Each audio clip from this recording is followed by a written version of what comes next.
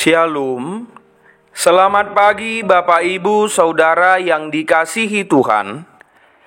Selamat berjumpa kembali dalam Mutiha Hanguluan, renungan harian pagi ini, Sabtu 23 November 2024, dengan bacaan Alkitab dari Kisah Para Rasul pasal 26 ayat 12 sampai 23.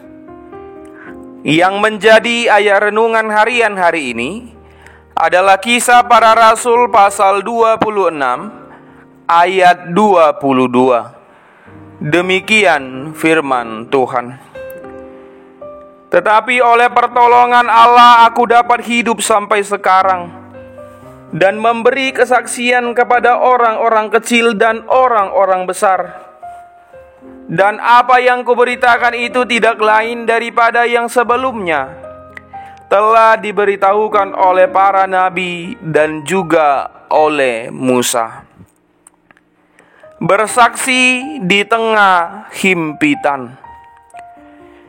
Seorang penjual bubur dari Bekasi bernama Dewi Septiani menemukan beras yang diduga dari plastik dan mengunggah temuannya ke media sosial. Segera saja temuan itu menjadi topik pembicaraan yang ramai.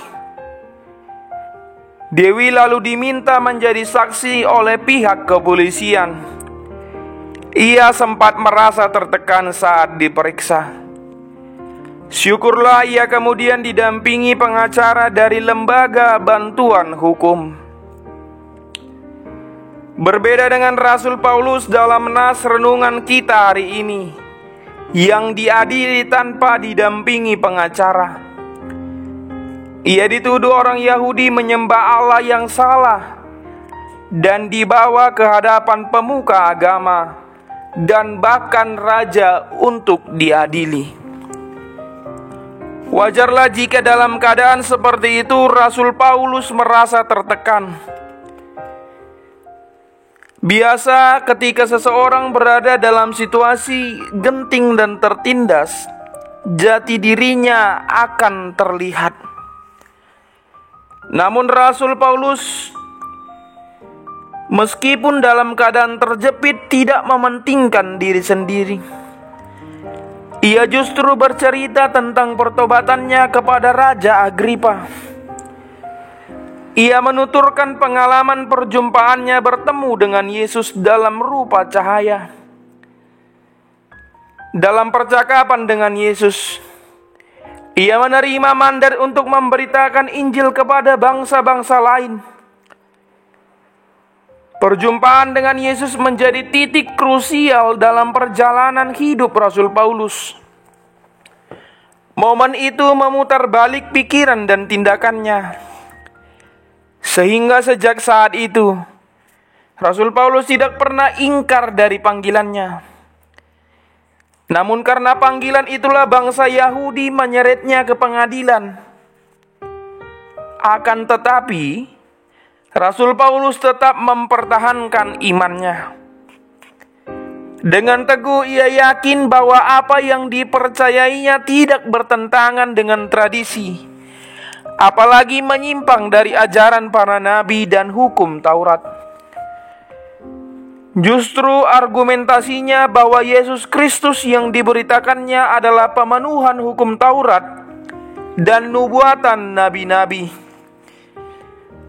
Selain menceritakan pertobatan dan panggilannya, Rasul Paulus juga mengajak Raja Agripa untuk percaya pada Yesus. Kesaksian Rasul Paulus tidaklah sia-sia, malah berhasil menggugah hati Raja Agripa. Saudaraku, kesaksian Rasul Paulus dalam renungan pagi ini menjadi bahagian dari kesaksian hidup kita. Kita hidup dan memperoleh apa adanya yang kita nikmati bukanlah semata-mata oleh karena kekuatan kita, namun karena kasih karunia dan pertolongan Tuhan. Sebagaimana Rasul Paulus yang berani bersaksi, hendaknya kita juga berani memberitakan tentang kabar keselamatan. meskipun di tengah himpitan. Tetaplah bersinar walau hanya sebagai lilin kecil di sudut ruangan. Kita berdoa. Ya Tuhan, kami mau menjadi saksi-Mu di tengah dunia ini. Kiranya Tuhan yang menolong dan memampukan kami melakukannya. Amin. Renungan harian hari ini ditulis oleh Pendeta Andrian Simbolon STH. Demikianlah renungan harian hari ini. Selamat beraktivitas, Tuhan Yesus memberkati. Shalom.